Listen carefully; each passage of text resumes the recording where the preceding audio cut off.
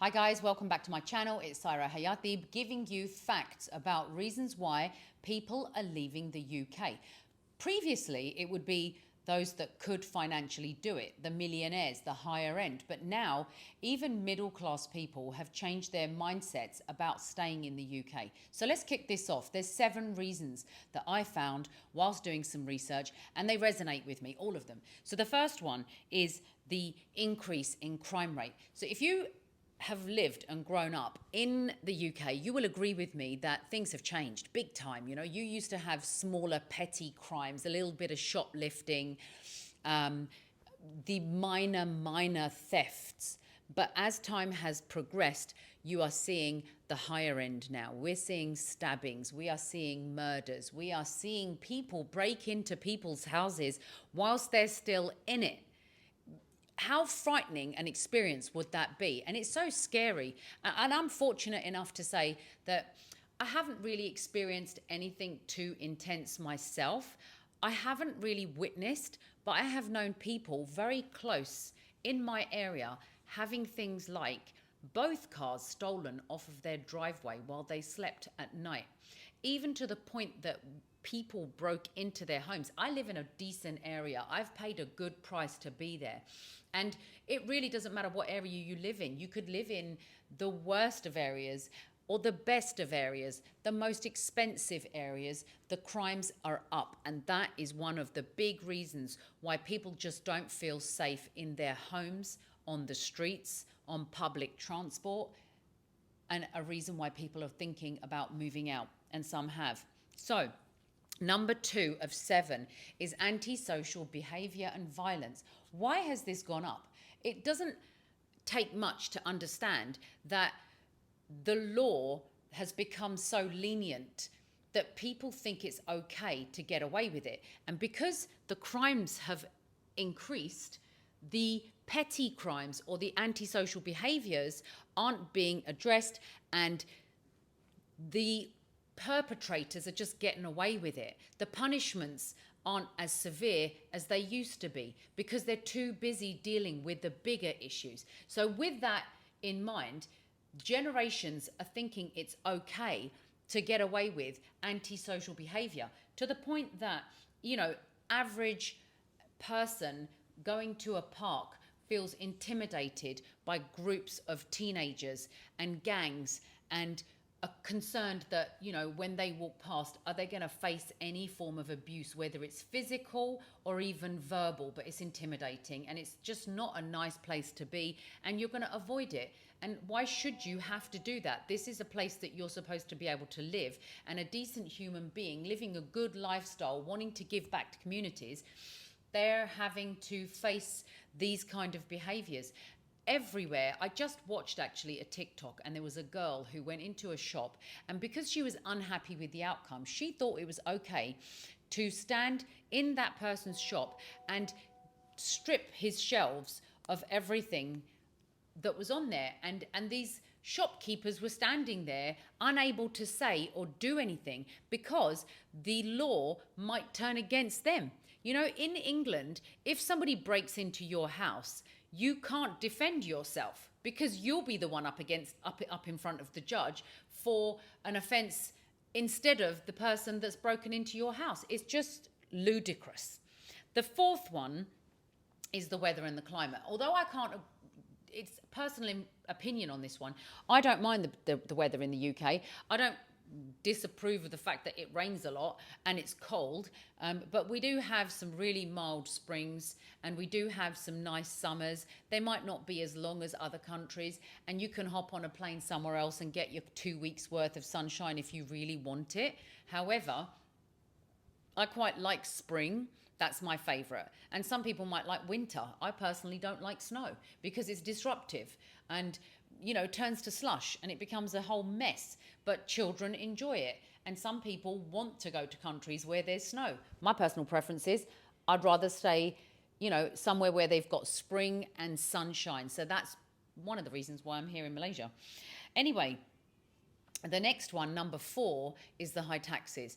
And now that I've been here in Malaysia for a little while and I've understood the taxes here, I think the system here is quite fair, and there's allowances that let you do, which completely shocked me when I found out that you could offset things like your children's school fees or their books, or looking after your parents and the care costs involved with that. You have an allowance that comes off of your gross salary. How amazing is that? I mean, if they brought something like that to the UK, then things would change with their attitudes towards looking after the older generation.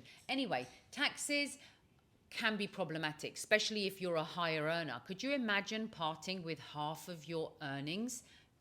I said half because 50% of your salary is taxed if you earn more than 150,000. I think, don't quote me on the numbers, but if your salary is high, then you're paying a good 50% tax. I don't understand the logic in that. Where is the drive to encourage me to earn more money?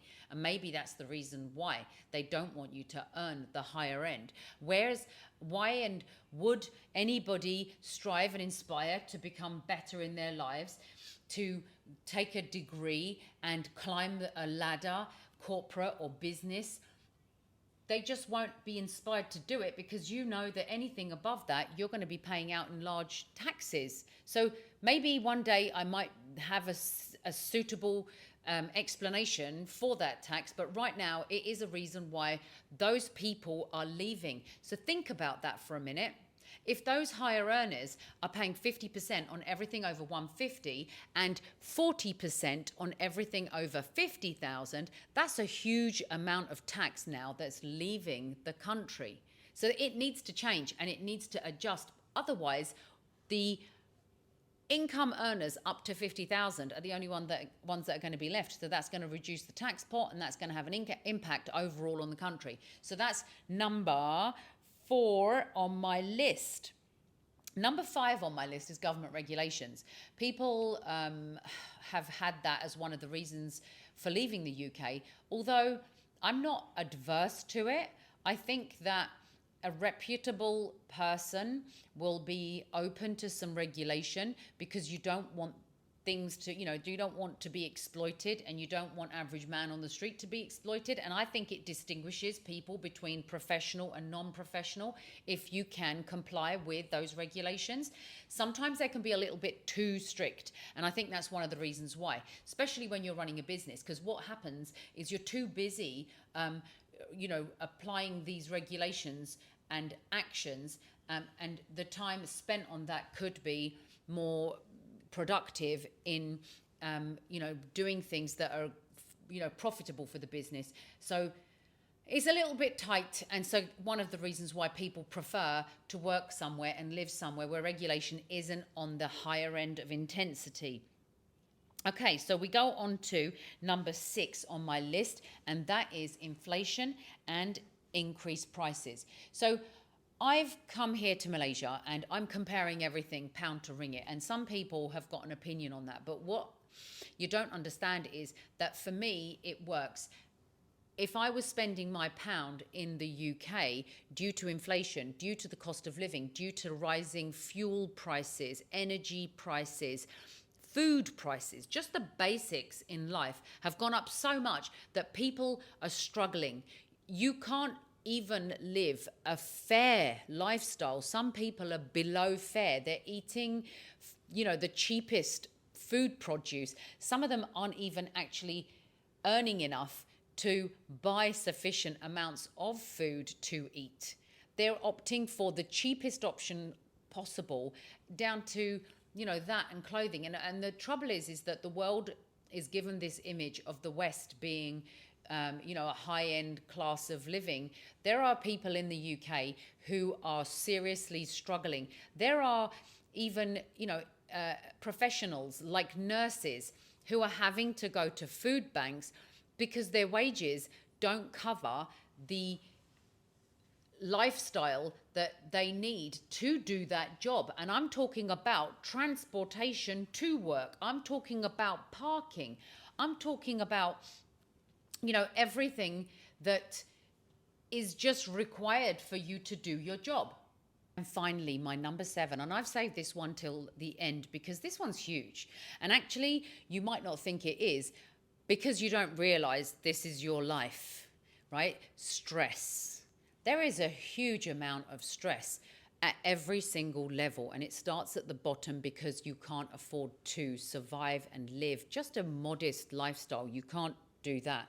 The stress of schooling, children, education, the stress of just living and not having social enjoyments in your life or having the ability to even fund them. But there isn't a great deal that you can do when you're in the UK. Think about the weather, it's not amazing. And so, people are at their happiest during summer and the sun shines out and people feel much happier. I would say that Christmas, Easter, and summer are the periods, or spring, that you start to see the moods of people improve. But the trouble is stress doesn't just impact your life as you live it, it also it affects your health, and it has a roll-on effect. So when you're stressed because you're working very long hours, the drive into work, the work itself becomes stressful because they're so heavily targeted. Even I remember the days, right, when I was working in a supermarket and the pressure was on.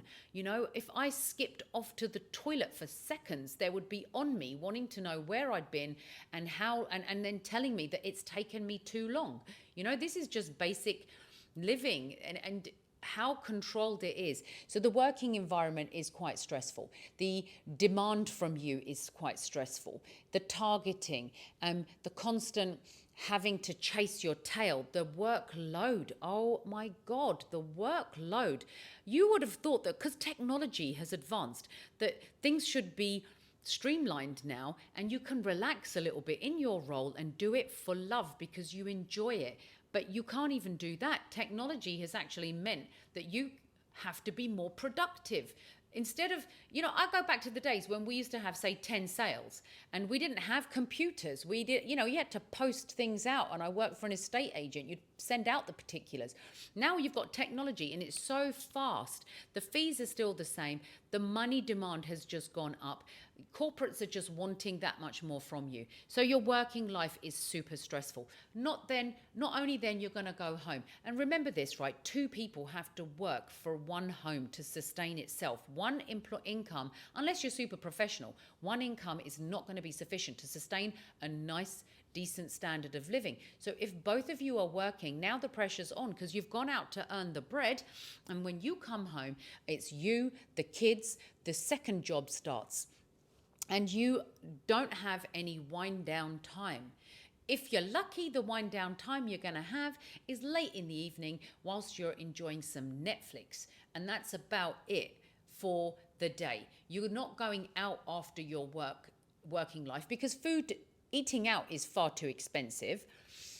You end up buying takeaways, which are bad for your health and impact the chemical changes in your body, and your cortisol's up anyway. You need a wind down.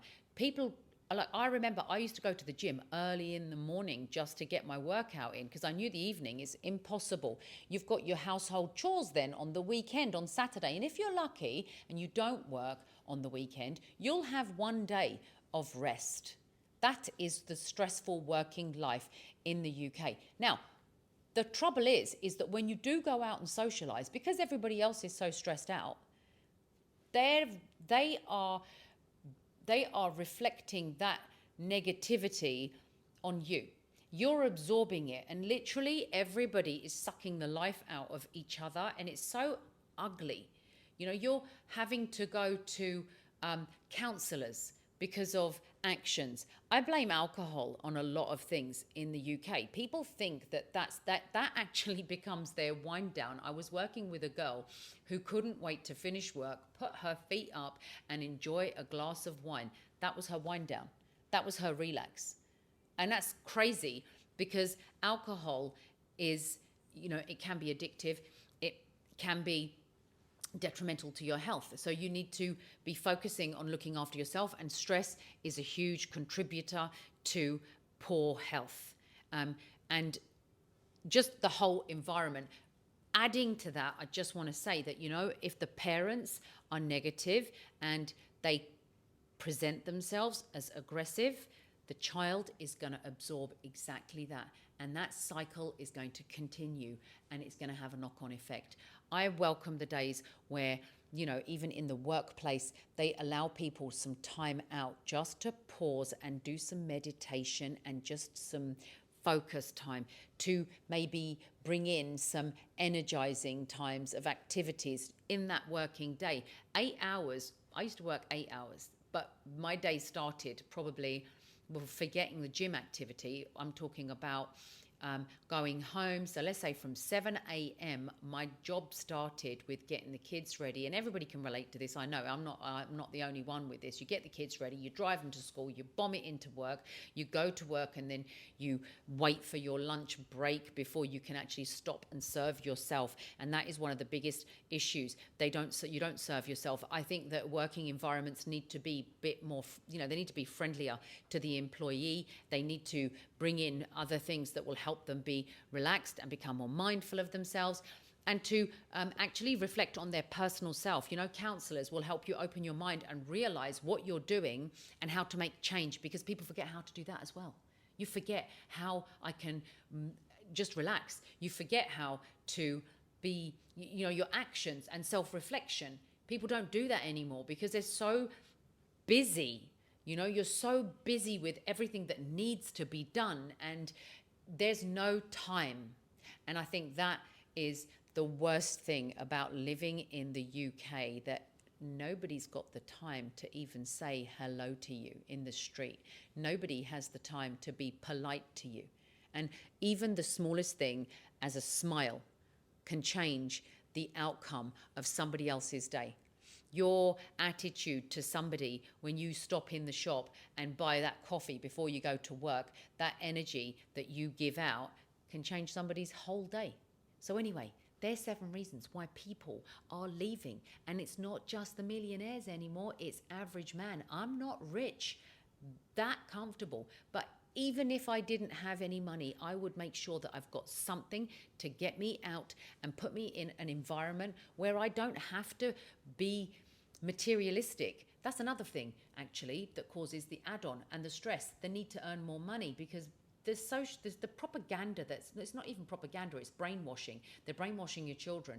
In corporates, they want to make money, and they're brainwashing the kids to think that they need to have all the branded shoes and the branded clothes. Like back in my day, I was lucky if I got a pair of Nike Air Maxes once in my lifetime. These days, children are buying shoes for £500. What the heck? Where are they getting the money from? The pressure's on the parents because everybody else has got it. Prom's coming. I need to have the best suit, the best shoes. And this is one of the other issues. That is the materialism that's driven it. And actually, that's something I've spotted here in Malaysia. People aren't materialistic. And because they're not materialistic, they're at peace. They're at ease. They're happy with what they've got. And the trouble in the UK is you have this mindset that tells you that you should have this and you should have that, because the measure is on you for what you have, not for who you are. And with that, I'm closing off, guys, and I hope you enjoyed it. Give it a share, give it a like, give me some comments below to tell me what your thoughts are and whether I've said something that was right or wrong. I'd appreciate it, because that's why I'm here. Take care, enjoy the rest of your evening.